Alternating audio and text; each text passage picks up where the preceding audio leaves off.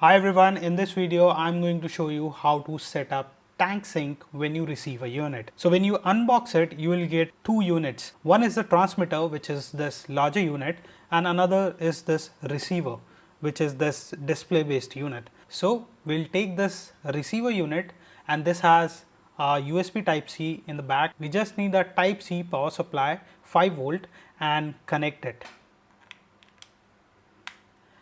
And once we do that, we see this boot animation, and you will see that it shows setup Wi-Fi, and it will show you the IP address where you have to visit.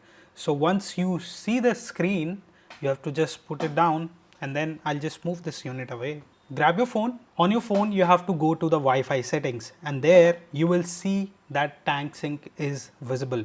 So you have to just tap on it. There's no password and it's connected. Once this is connected, you open the Chrome browser or any other browser that you use and just type one, and this is already displayed on the display. If you see, the display already mentions this IP address, so you just have to enter that and just press the enter key, and there you will see this page loaded. And here we have to go to the network, and inside network you will find this Wi-Fi settings. You have to just tap on scan networks, and this will scan the network and show you your local Wi-Fi network which is available. So for us it's top floor 2.4 gigahertz, and we'll just enter the password. Once we enter that, we just tap on save Wi-Fi, and once you do that, you will see that your device, the receiver, will restart and will show the new IP address which is assigned by your router. Now for us it's 192.168.0.15, so we'll just connect to our Wi-Fi, like home Wi-Fi. I'm already connected, so it all automatically switches back.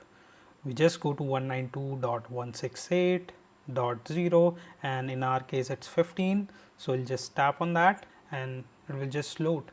And from here you can add your tank. By the way, we send, as I said, we send the units paired already. If it is not paired, just in case, or you don't see that tank, it's very easy. So we just tap on the pair button and it starts a countdown timer. But on the transmitter, what we'll do is we'll just show this magnet to the reset.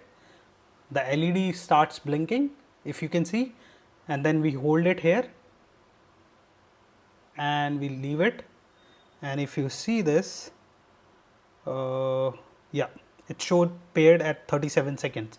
So this is paired now. Now if we go down, you see fresh water tank, and these are the details, like you can, and this is the sound which receiver plays, by the way, when it connects any new transmitter or any transmitter. If you even restart it and the first data it receives, it does sounds this tune. So that means that your device has sent data successfully, and once you do that, you will start seeing your tank right there. Now you can edit it, you can delete it, you can rename it. If you tap on this, you will go to this device page. Here you have to just tap on edit, and you can edit all the information about your tank. So for example, if you want to rename it, you can rename it to anything. By default the name comes as tank 1, tank 2, but you can rename it to anything. The capacity, you can edit it in liters.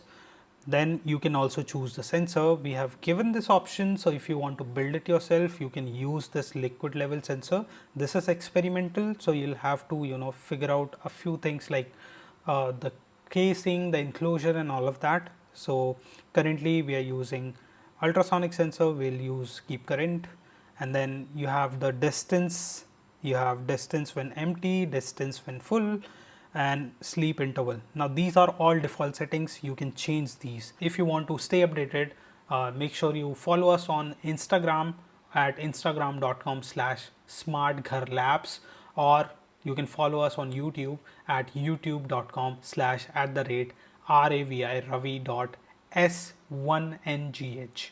So that is like coming up on the screen, so you can just follow us on YouTube and keep supporting the local first private smart home devices that are built in India for the Indian homes. Thank you for watching. I'll see you in the next one.